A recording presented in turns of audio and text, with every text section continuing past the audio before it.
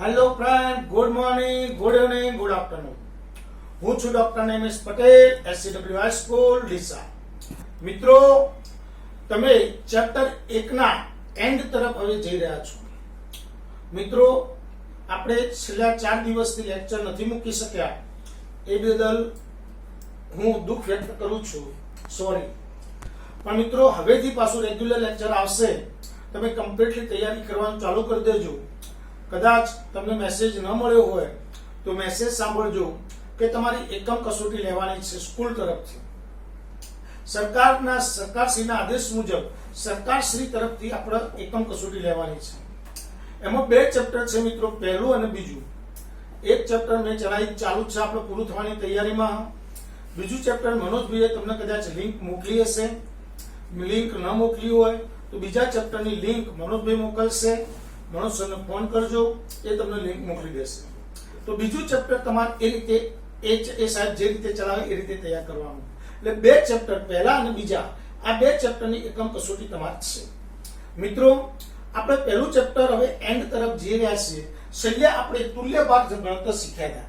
એમાં એસિડિક પદાર્થના તુલ્યભાર ભણ્યા. હવે બેઝિક પદાર્થના તુલ્યભાર ગણતર શીખીએ. ચલો, બેઝિક પદાર્થના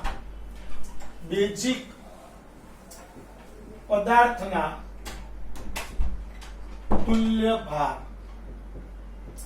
મિત્રો, આવો પદાર્થ બેઝ છે એ પેલા કેવી રીતે ખબર પડે? દાખલા તરીકે NaOH. તો OH છે એટલે બેઝ છે. તો બેઝ પદાર્થનો તુલ્યભાર શોધવો હોય તો તુલ્યભાર બરાબર આણ્વીય દળ ભાગ્યા એસિડિકતા. જો બેઝ હોય તો આણ્વીય દળ ભાગ્યા એસિડિકતા, અને એસિડ હોય તો આણ્વીય દળ ભાગ્યા બેઝિકતા. ચલો, આનું આણ્વીય દળ 23 ને 16 39 ને 40 ભાગ્યા 1, તુલ્યભાર 40. 2 CaOH ટ્વાઇસ. ચલો, તુલ્યભાર બરાબર આણ્વીય દળ ભાગ્યા એસિડિકતા. ચલો, આણ્વીય દળ CaOH ટ્વાઇસ નું આણ્વીય દળ ગણવું પડે. ભાઈ 20 દુ 40, 16 દુ 32 અને વત્તા હાઇડ્રોજન નો 2. 20 ને 32 52, 52 ને 2 54. ફરીથી એકવાર, સોરી, 20 દુ 40, 40 ને 32 72, 72 ને 2 74, 74 ભાગ્યા એની બેઝિક એસિડિકતા 2 છે. 2 તો 37 તુલ્યભાર. ચલો, 3 MgOH ટ્વાઇસ. MgOH twice. ચલો, તુલ્યભાર બરાબર આણ્વીય દળ ભાગ્યા એસિડિકતા. ચલો, આણ્વીય દળ MgOH ટ્વાઇસ નું 12 દુ 24 વત્તા 16 દુ 32 વત્તા 2. ચલો, 24 ને 2 26, 26 ને 2 28, 28 ને 30 58 ભાગ્યા 2, તુલ્યભાર 29. ચલો, KOH નો તુલ્યભાર શોધો. તો તુલ્યભાર બરાબર આણ્વીય દળ ભાગ્યા એસિડિકતા. ચલો, આણ્વીય દળ KOH નું 56, 39 16 55, 55 ને 56 ભાગ્યા 1 એટલે 56. ટૂંકમાં જેટલા OH હોય એટલી એની એસિડિકતા હોય, અને બેઝ હોય એટલે સૂત્ર બને તુલ્યભાર બરાબર આણ્વીય દળ ભાગ્યા એસિડિકતા. તો બહુ મસ્ત રીતે આપણે બેઝિક પદાર્થના તુલ્યભાર ગણતર શીખી ગયા. હવે મિત્રો, ક્ષાર પદાર્થોના તુલ્યભાર, ક્ષારીય પદાર્થોના તુલ્યભાર. બરાબર ધ્યાન આપજો મિત્રો. ક્ષારીય પદાર્થના તુલ્યભાર. ક્ષારીય પદાર્થના તુલ્યભાર. મિત્રો, આ કોન્સેપ્ટ બહુ મસ્ત છે. ક્ષારીય પદાર્થનો તુલ્યભાર શોધવો તો તુલ્યભાર બરાબર આણ્વીય દળ ભાગ્યા સંયોજકતા થાય. તો ક્ષારીય પદાર્થનો તુલ્યભાર શોધવાનું સૂત્ર થાય આણ્વીય દળ ભાગ્યા સંયોજકતા. હવે મિત્રો દાખલા તરીકે તમને NaCl આપ્યો છે, તો NaCl માં નથી H નથી OH, મતલબ NaCl ક્ષાર છે. તો હવે આનો તુલ્યભાર શોધવો હોય તો તુલ્યભાર બરાબર આણ્વીય દળ ભાગ્યા સંયોજકતા. ચલો આણ્વીય દળ Na નું પરમાણ્વીય દળ 23, Cl નું 35.5 એટલે 58.5. હા, હવે મેન જે શીખવાનું છે સંયોજકતા, કે ભાઈ સોડિયમની સંયોજકતા કેટલી, NaCl ની સંયોજકતા કેટલી. તો NaCl માં ધાતુ તત્વ જોવાનું કયું છે Na. ચલો Na નો પરમાણુ ક્રમાંક કેટલો, તો કે 11. એની ઇલેક્ટ્રોન રચના 2 8 1 એટલે એની છેલ્લી કક્ષામાં એક ઇલેક્ટ્રોન છે, એટલે એક ઇલેક્ટ્રોન ગુમાવી શકે, માટે એની સંયોજકતા 1. તો તુલ્યભાર આવ્યો 58.5. ચલો 2 MgCl2 નો તુલ્યભાર શોધો. ચલો ભાઈ MgCl2 નો તુલ્યભાર શોધવો હોય તો તુલ્યભાર બરાબર આણ્વીય દળ ભાગ્યા સંયોજકતા. ચલો ભાઈ આણ્વીય દળ Mg નું 24 વત્તા Cl નું 35.5 ગુણ્યા 2 71 વત્તા 24 4 ની 1 5 7 નો 2 9 55 ભાગ્યા સંયોજકતા Mg ની કેટલી આવે, તો મેગ્નેશિયમ નો પરમાણુ ક્રમાંક 12 છે, ઇલેક્ટ્રોન રચના 2 8 2, એની છેલ્લી કક્ષામાં 2 ઇલેક્ટ્રોન છે, માટે એની સંયોજકતા 2. 2 વડે ભાગો ભાઈ, 2 ચોક 8, 2 સિક્કા 14, 2 પંચા 10, તુલ્યભાર 47.5. હા, પણ અહીંયા એક કોન્સેપ્ટ મારે શીખવાનો છે, ધ્યાન આપજો ફરીથી એકવાર.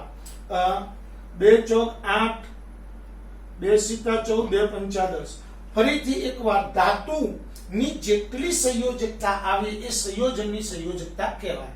પણ હા, કદાચ આવું સંયોજન છે K2SO4. ચલો આનો તુલ્યભાર શોધવાનું કે તો તુલ્યભાર બરાબર આણ્વીય દળ ભાગ્યા સંયોજકતા. ભાઈ આનું આણ્વીય દળ 19, પોટેશિયમ નો પરમાણુ ક્રમાંક 19, એનું પરમાણ્વીય દળ 19 × 38 તો 39 ગુણ્યા 2 વત્તા 32 અને વત્તા 64, 9 દુ 18 વધી 1, 3 દુ 6 ની 1 7, 32 વત્તા 64, 8 ને 2 10 ને 4 14 નો ચોગડો વધી 1, 6 3 9 ની 1 10 ને 7 17, 174 ભાગ્યા સંયોજકતા. ચલો પોટેશિયમ નો પરમાણુ ક્રમાંક 19 2 8 8 1. ચલો એની છેલ્લી કક્ષામાં કેટલા ઇલેક્ટ્રોન છે, તો કે 1, એટલે એની સંયોજકતા 1 થાય. પણ અહીંયા કે કેટલા હે 2, તો 2 વડે ભાગવા પડે, 174 ભાગ્યા 2, 2 8 16, 1 વધ્યો, 2 સિક્કા 14, 2 પંચા 10, 87.5. એ જ રીતે 5 Al2SO4 થ્રાઇઝ નો તુલ્યભાર ગણવો છે. તો પહેલા એનું આણ્વીય દળ ગણી દઈએ. તુલ્યભાર બરાબર આણ્વીય દળ ભાગ્યા સંયોજકતા. ભાઈ આનું આણ્વીય દળ ગણીએ આપણે તો એલ્યુમિનિયમ નો પરમાણુ ક્રમાંક 13 છે, 13 તો 2 8 3, છેલ્લી કક્ષામાં 3 ઇલેક્ટ્રોન છે, માટે તેની સંયોજકતા 3 થાય. પણ અહીંયા એલ્યુમિનિયમ કેટલા હમ 2, તો 3 દુ 6, એટલે એની સંયોજકતા 6. હવે આણ્વીય દળ ગણી દઈએ. 27 દુ 54, સલ્ફર નું 32 તરી 96, 4 તરી 12 ગુણ્યા 16, 16 દુ 32, 192.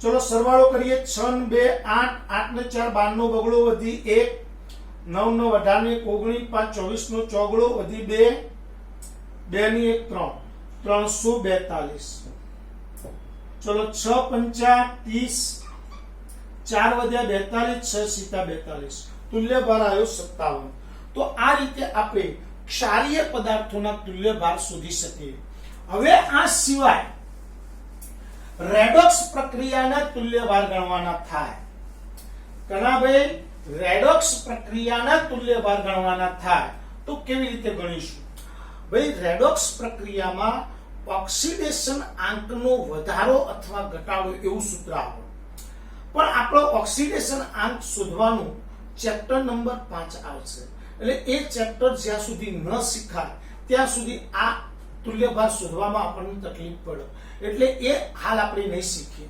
જ્યારે રેડોક્સ પ્રક્રિયા ચેપ્ટર ચાલશે ત્યારે ફરીથી પાછા હું એના તુલ્યભાર તમને શીખવાડીશ એ વખતે જરા ધ્યાન દોરજો મારું કદાચ હું ભૂલી જાઉં તો લગભગ નહીં ભૂલું કારણ કે મારા ધ્યાનમાં જ હોય રેડોક્સ પ્રક્રિયા ચાલે તો જ એ આવડે બાકી ના આવડે એટલે રેડોક્સ પ્રક્રિયા વાળું ચેપ્ટર ચાલશે ત્યારે ઓક્સિડેશન આંકના ફેરફાર વાળા તુલ્યભાર ગણતર શીખવાડી દઈશું હા હવે મિત્રો આપણે નોર્માલિટીના દાખલા ગણવાના છે આજે બહુ મજા આવશે પરફેક્ટલી તમારું ધ્યાન રાખવાનું છે દાખલા હા એક જ સૂત્ર ઉપરથી નોર્માલિટીના મેં 5 ટાઈપના દાખલા બનાવ્યા એ 5 ઉપર છઠ્ઠો નહીં આવે હા 5 પ્રકારના ગમે તે દાખલા પૂછાઈ શકે તો નોર્માલિટીના 5 પ્રકારના હું દાખલા ગણાવીશ અને એવા ને એવા તમને ગણવા આપીશ હા હું જે બોર્ડ ઉપર ગણાવું છું એની ડીપીપી તમને મોકલી દઈશ એ ડીપીપી માંથી લખી દેવાના ડાયરેક્ટ બધા ટાઈપના દાખલા એક આવી જશે બરાબર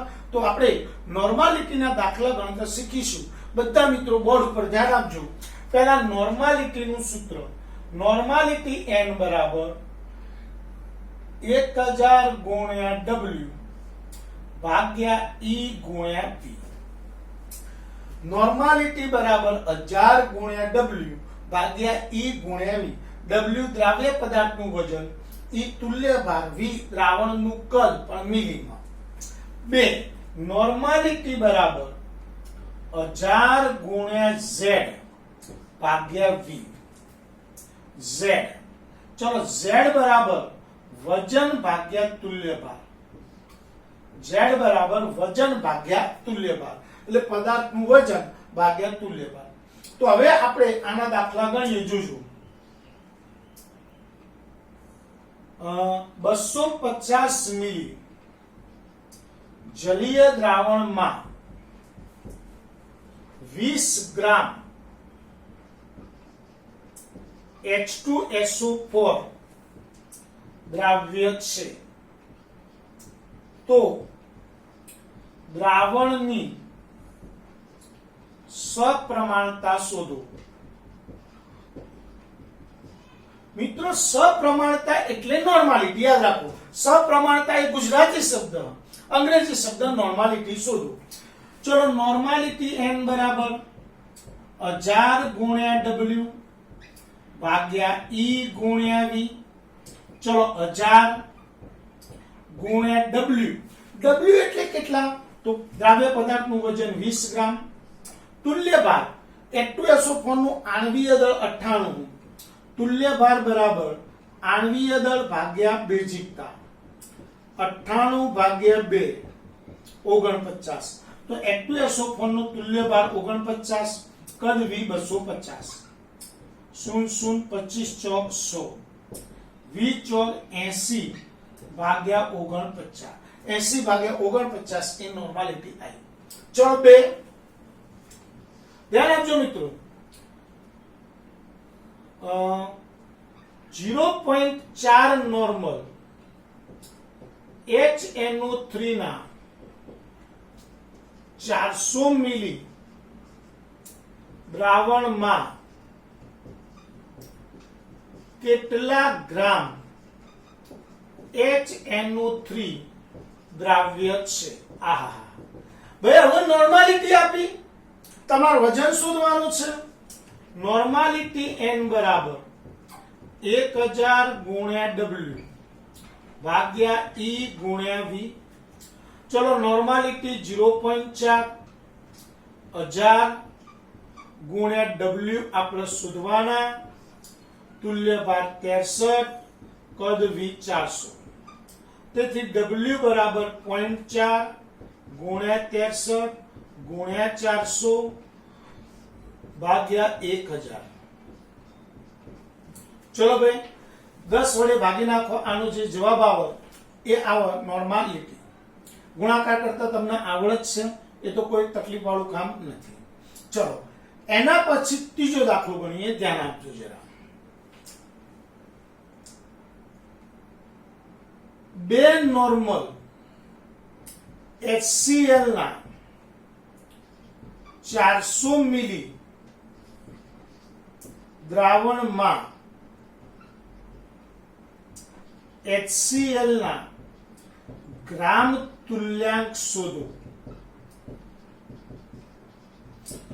હવે મિત્રો ગ્રામ તુલ્યાંક આપ્યા એટલે આપણને ગ્રામ તુલ્યાંક શોધવાના કીધા એટલે Z શોધવાનું કીધું. તો હવે Z શોધવો હોય, નોર્માલિટી આપી તો Z વાળું સૂત્ર મૂકીએ. નોર્માલિટી બરાબર 1000 ગુણ્યા Z ભાગ્યા V. નોર્માલિટી 2000 ગુણ્યા Z. Z કેટલા ભાઈ શોધવાના, V કેટલા 400. 2 મીંડી ગઈ. Z બરાબર 4 ગુણ્યા 2 ભાગ્યા 10 0.8 ગ્રામ તુલ્યાંક. હવે મિત્રો આમાં જરા ડેન્જર દાખલા, થોડા અઘરા બનાવીએ દાખલા, તો ધ્યાન આપજો જરા. અઘરા દાખલા કેવી રીતે બને?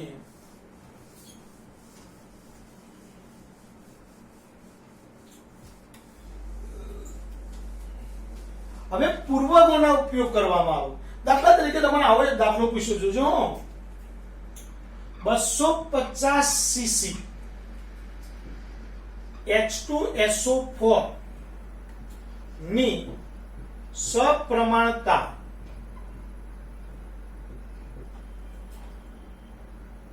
5.6 ડેસી નોર્મલ છે.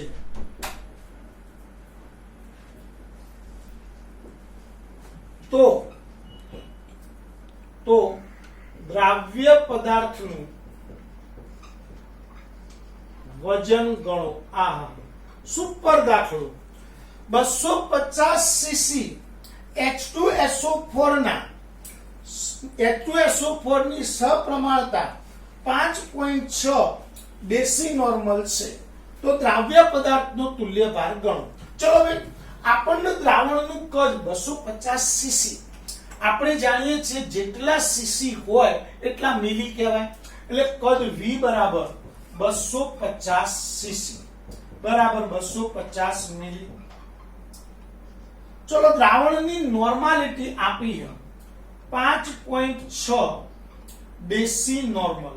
હવે ભાઈ આપણે જાણીએ ડેસી એક પૂર્વઘાત. હવે ડેસી નોર્મલ માંથી નોર્મલ માં જવું હોય તો 10 ની -1 વડે ગુણવા પડે. તો અહીંયા 5.6 ગુણ્યા 10 ની -1 નોર્મલ એટલે 0.56 નોર્મલ આયા. ચલો હવે નોર્માલિટી નું સૂત્ર મૂકીએ. નોર્માલિટી n બરાબર 1000 ગુણ્યા W ભાગ્યા E ગુણ્યા V.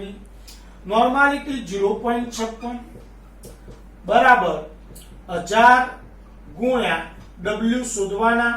તુલ્ય ભાર ભાઈ H2SO4 નો તુલ્ય ભાર હમણાં ગણ્યો તો 49 અને કદ V 250. ચલો W સૂત્ર કરતા બનાવીએ. W બરાબર 0.56 ગુણ્યા 49 ગુણ્યા 250 ભાગ્યા 1000. આના સેલ ઉડાડ દો, જે જવાબ આવે. તો H2SO4 નું વજન ગણતા પણ આપણને આવડી જાય.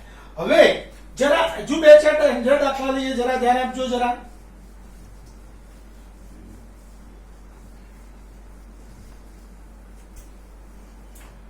જોજો બહુ સુપર દાખલો ગણાવું છું. 25 સેન્ટી નોર્મલ HCl ના 500 મિલી દ્રાવણમાં દ્રાવ્ય પદાર્થનું વજન ગણો.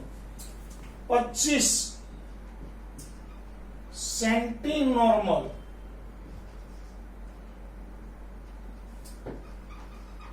HCl ના 500 મિલી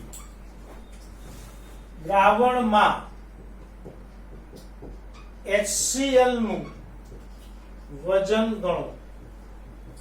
ચલો ભાઈ, હવે 25 સેન્ટી નોર્મલ, તો 25 સેન્ટી નોર્મલ ને પહેલા નોર્મલ માં ફેરવતા આવડવા જો. 25 સેન્ટી નોર્મલ ને નોર્મલ માં ફેરવું તો 10 ની -2 વડે ગુણવા પડે. તો નોર્માલિટી બરાબર 25 ગુણ્યા 10 ની -2 નોર્મલ, એટલે 0.25 નોર્મલ. નોર્માલિટી આવી ગઈ. ચલો, દ્રાવણનું કદ V 500 મિલી આવી ગયું. હવે નોર્માલિટી નું સૂત્ર મૂકીએ. નોર્માલિટી n બરાબર 1000 ગુણ્યા W ભાગ્યા E ગુણ્યા V. નોર્માલિટી 0.25 1000 W શોધવાના, 36.5 કદ V 500, 500 દુ 1000, W બરાબર 0.25 ગુણ્યા 36.5 ભાગ્યા 2. ચલો, 36.5 ના અડધા કરીએ આપણે તો 18.25, તો 0.25 ગુણ્યા 18.25 જે જવાબ આવે એટલા ગ્રામ. તો આ નોર્માલિટી મળી જાય. તો નોર્માલિટી ગણતા આપણને ઈઝીલી આવડી જાય. ચલો, એવો ને એવો બીજો દાખલો ગણીએ છીએ મિત્રો, જરા ધ્યાન આપજો, બહુ મજા આવશે.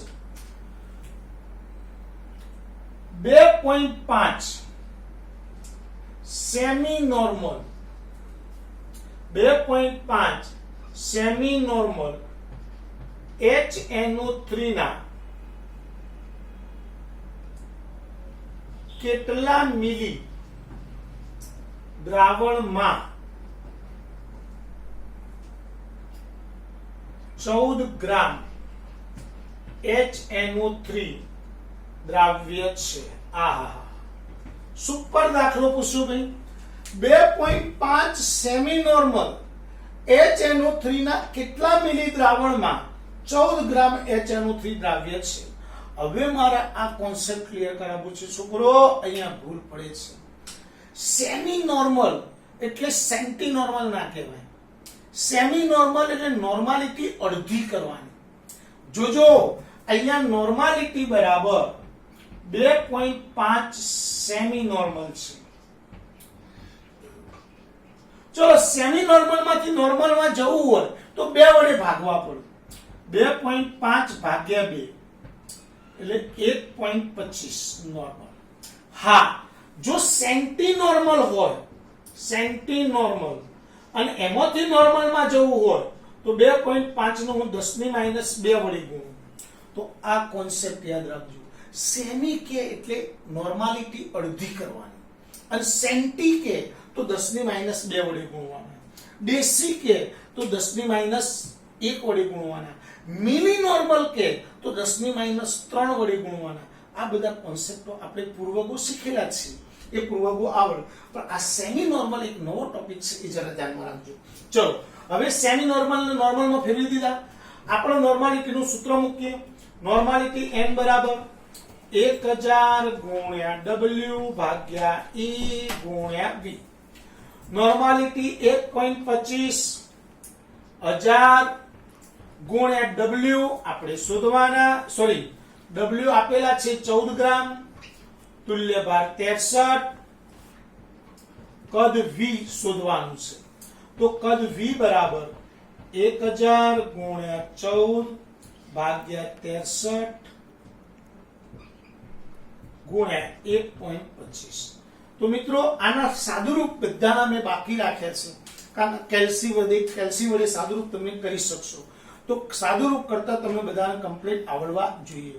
તો મિત્રો, આપણે નોર્માલિટી અહીંયા કમ્પ્લીટલી પૂરી કરી છે.